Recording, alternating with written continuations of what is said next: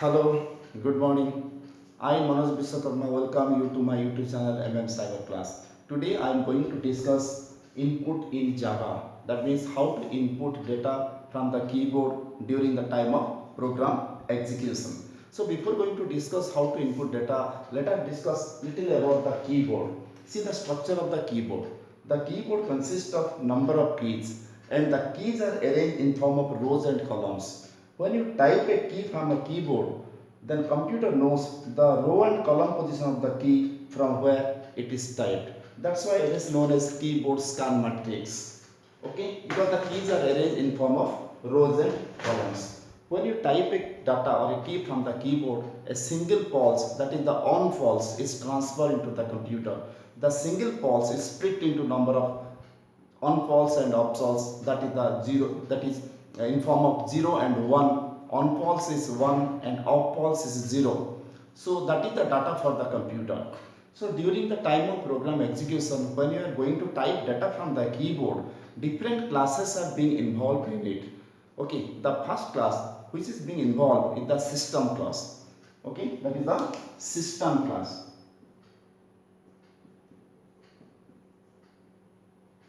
That is the system class is being involved. Okay, system class is a predefined class which is present in java.lang package. That is why this package can involve automatically within the program, so you can use this class without importing the java package. Okay, the system class involve all system related work. Okay, this class consists of three variables. This class consists of three variables, one in and out and err. These are the three static variables, in, out and err. In variable is used to store the input data. Out variable is used to store the data to be transferred to any standard output device. ERR variable stores the error messages, error information which can be transferred to the error handling classes. So when you input data from the keyboard, at first the data is being stored in the in variable of the system class. As in is a static variable, so it is stored in it is stored in system.in. It is stored in system.in variable. So system.in is the input stream.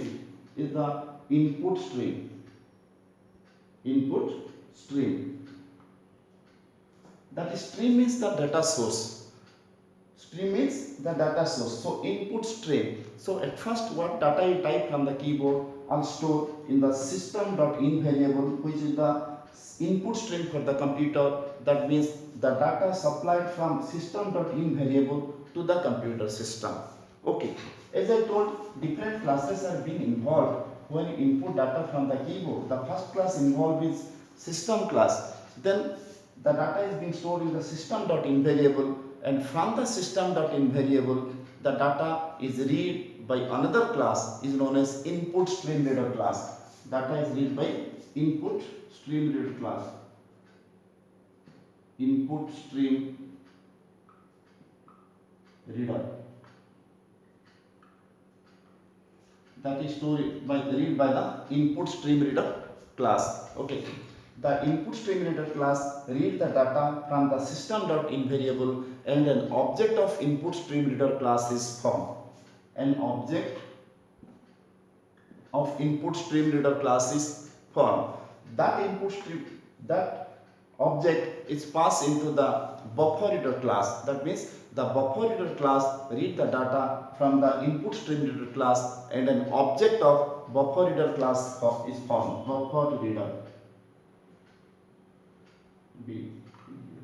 Buffer, and an object of buffer reader class is formed. Okay, that means now your input data is stored in form of buffer reader object. Buffer means nothing but it's a small high speed memory from where the processor can obtain the data. So now your input data is stored in the buffer in form of buffer reader object. As you know sorry, as you know, object encapsulates the data items So once the data items are encapsulated in form of buffer reader object, okay, you cannot use it in your program. That's why it is necessary to read the data from the buffer reader object. So there are two different methods are available in buffer reader class to read the data from the buffer reader object. That is, one is read method and second one is read line method. So these two methods are there to read the data from the buffer reader object. Read method you can use to read the data if your input consists of one word or a string without space. Mostly it is used to read a single character. Read line method is used to read the data which may consist of more than one word. That means a string may consist of space characters. Okay, but one thing remember, the read and read line method returns data in form of string. Suppose your input consists of a string, then directly you can read the data written by this read and read line method. But suppose your input consists of a number, then or a character, then you cannot use directly the return value of read and read line method, because read and read line method return the data in form of string. That is why it is necessary to convert it into integer corresponding primitive data types. That is, suppose you have input the data, your input data is integer, you have to convert it into integer. If your input data is a float, then you have to convert it into float. So these methods are common methods are, say suppose your input consists of an integer, so then you can use the integer parseInt method, parseInt method. Suppose your input consists of a float, then you can use parseFloat method.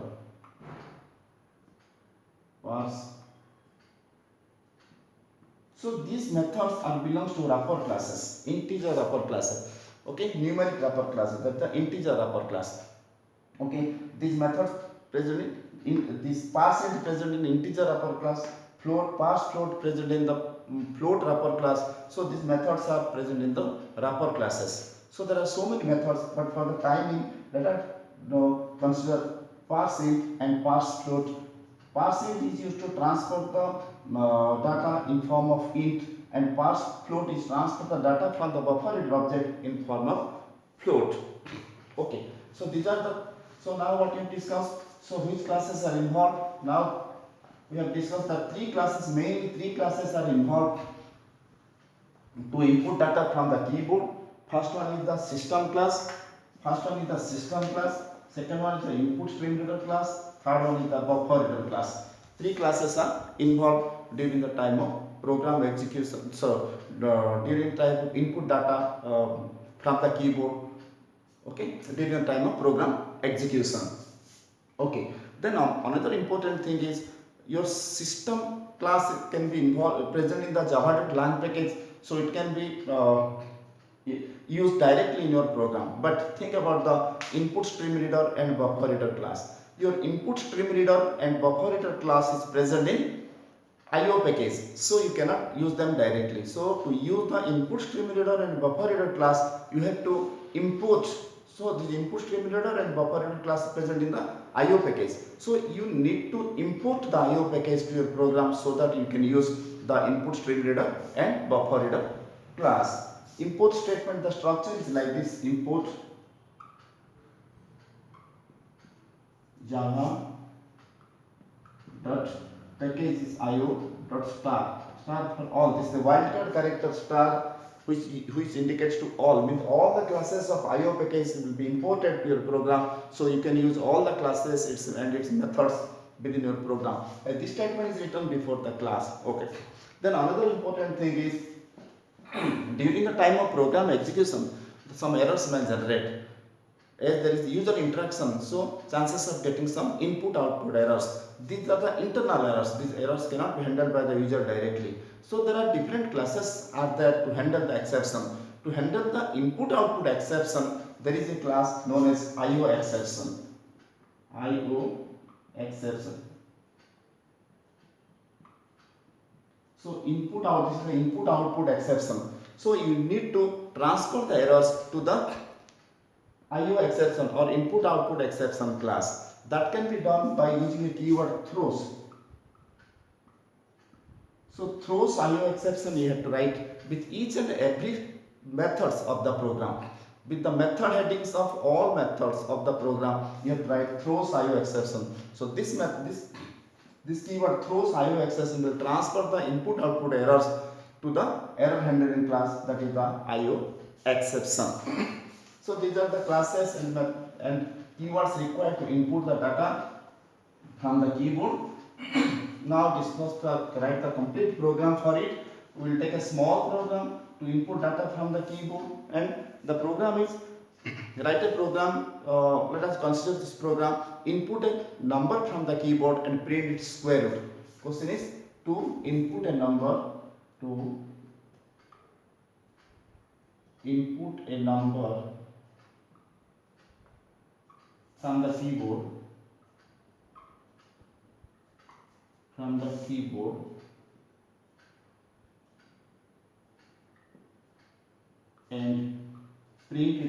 and print its square root square root. So this is the question. So program is to input a number from the keyboard and print its square root. So as I told, the first step is you have to input the IO package from the Java library. That is import java.io.start. This statement you write first. Then start the class public class, say input. Class name is input type. Start the bracket. Then now what you have to before you input the data from the keyboard, first of all you have to make your stream ready. That is input stream and buffer reader stream, you have to keep it ready, so that when you input the data, they will store in the in variable of the system class, then they will transfer to the buffer reader class. Okay, so now we have to create the input stream reader object. To create the object, the formula is with the syntax is class name object name is equal to new class name. Our class name is input stream reader.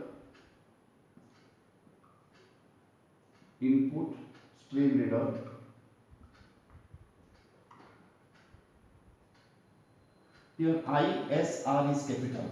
Input stream reader variable, say I am taking object name ISR is equal to say new input stream reader, new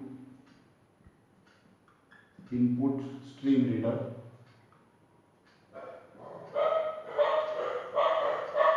within bracket system.in.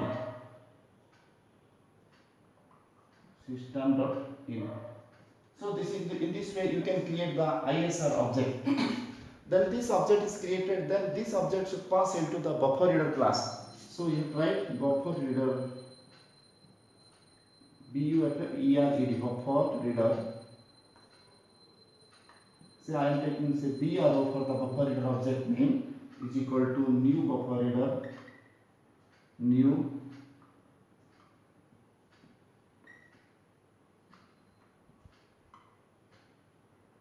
buffer reader. This ISR I have to pass into the buffer reader object. ISR I have to pass into the buffer reader object. So now your input data is stored in form of buffer reader object. Then after you create the write a method.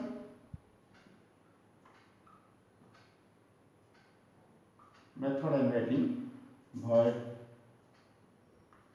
So as I told, with each method name you have to transfer the input output error informations to the error handling classes using the keyword throws with each method heading. So here you have to write the throws IO exception, IOE capital. So in this way you can transfer the error or input output errors to the exception handling class, that is IO exception. Now you have to input data from the keyboard. Then prompt is required. You have to give a user message to input the data. That is, say system dot out dot println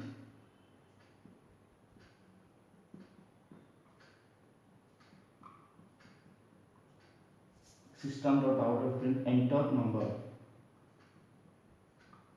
enter a number. Okay, now you have to input the number. So as I told, what method I have to use? Suppose I am using read line method to input the number, but the read line method returns the data in form of string. So you have to store it in a string variable. So string, so the variable is s is equal to buffer reader object bro dot read line.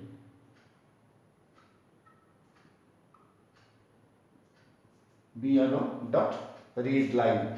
Now your input is a number, but the read line method returns data in form of string, so you cannot use it. That's why you have to convert it into number by using parseInt method, and you have to store it in a integer variable. So int a is equal to integer dot parseInt, because parseInt is a static method, so you write integer, and integer is the class, wrapper class, where the parseInt method is present. So integer dot parseInt